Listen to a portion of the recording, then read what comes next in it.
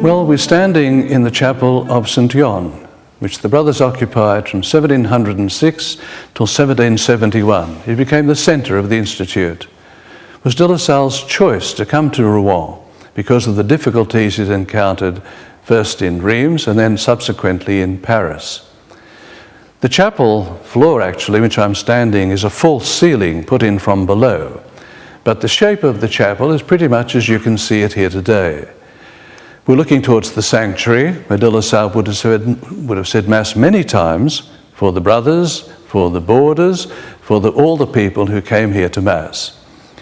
There would have been on one side, probably, we don't know which side each was, but an illustration, a painting of Saint Sever, because he was the patron saint of this particular parish, and also a painting of St. John, a martyr after whom the chapel is named. The people in the chapel, you might have expected in de La Salle's time, were the brothers, because the novices came here, and the novices were here under Brother Barthélemy, who subsequently would be de La Salle's first successor. But at the request of the merchants of Rouen, de La Salle opened up also a boarding school. The boarding school concentrated on teaching commercial methods rather than the more classical education that could have been afforded by the colleges of the other congregations, such as the Jesuits. The boarders were looked after here and spent the time here during the week and sometimes for longer periods of time, and they formed a very important group because the curriculum of the boarders is the first major change towards what became, or a century and a half later, secondary modern education. That is commercial methods, scientific methods, and the study of foreign languages. As you look at the chapel, there are actually two entrances. There's the entrance that the brothers had, and the entrance also that the boarders had. But there was another entrance which was reserved for two other groups in this particular part of St. John. Not long after de La Salle began the work, he was asked if he would take in charge a group of young adolescents who had had difficulties with society, possibly spoiled children of some family who committed some kind of fault. And they were brought in and they were housed separately, treated separately, but always with the encouragement that if they behaved and conformed to the rules of the establishment, they could follow courses along with the boarders, and indeed, perhaps eventually join the boarding school. But after 1709, 3 years after taking over the property, de La Salle was asked to take also what were called prisoners by force. That is to say, those people who were put away by the infamous lettre de cachet of Louis XIV. These would have been noblemen, priests, anybody really who committed some kind of fault but who would not be put into the ordinary prisons. And they were detained here indefinitely. We'll have a chance to see where they were detained subsequently during our visit. The work was to try and help them to accept their banishment, if you like, and also to improve and possibly then be released. This was a very demanding work, not always successful.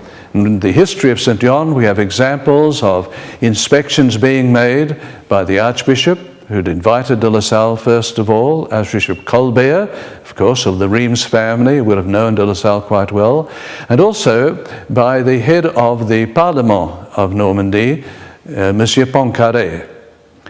And it was these two who invited de La Salle to take these prisoners by force. In his last years, after the return from the south and the chapter that put Brother Barthélemy in charge, we know de La Salle spent a great deal of his time working with the novices, but also a great deal of time working with the prisoners by force.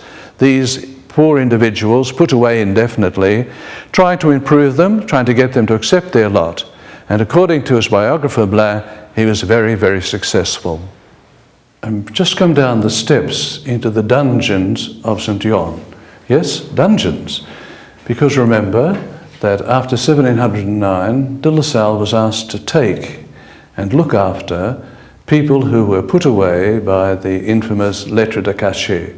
That's to say, people who were indefinitely detained.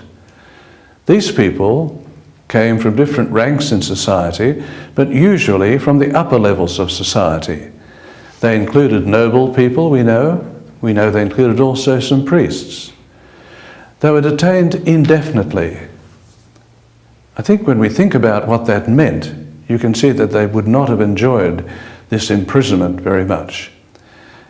This was the downstairs part. They did have a certain part outside, completely fenced in, where they were allowed to take recreation, as was custom in prisons. Some of them, of course, were dangerous and had to be restrained by force. And we'll see in another moment one of the dungeons where this happened to people. What did the brothers do with them? They were completely untrained to look after people like this. I mean, who would have been trained at this period of history in 1709 to look after people who didn't want to be locked up and who had no recourse to get out? The brothers tried to teach them in the sense of offering them mathematics, astronomy, all sorts of things actually, which are quite off the usual thing. And I suppose also they did quite a lot of religious instruction with them. The difficulty, as is shown in the history of St. John, is that again and again these people revolted against their imprisonment. We know that there were many inquiries held.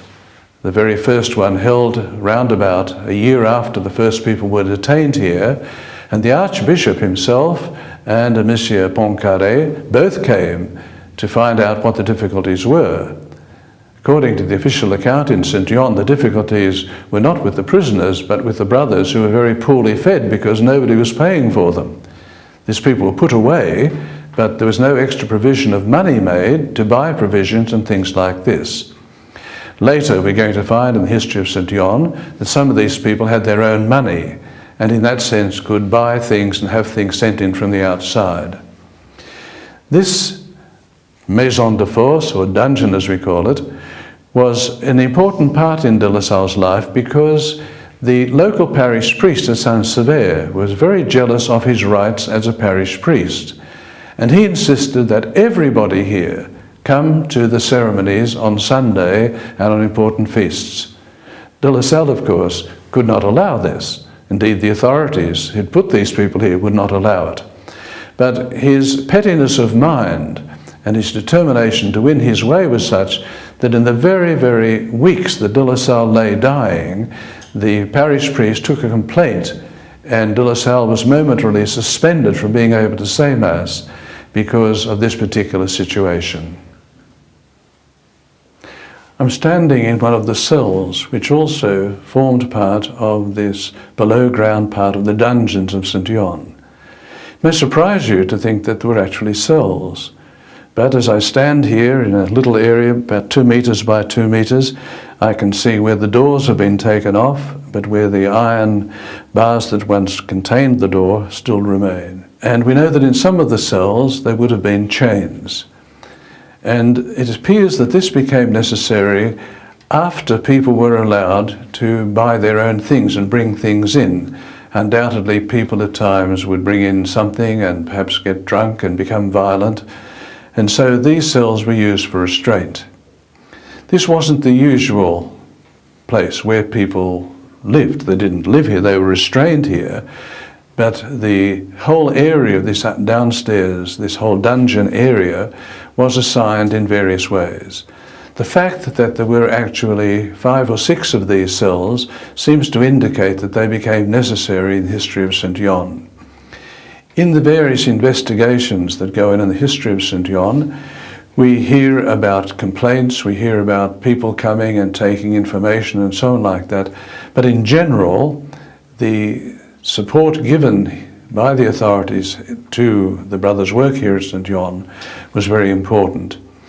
Later, we're going to find that this was a precedent in the history of the Institute.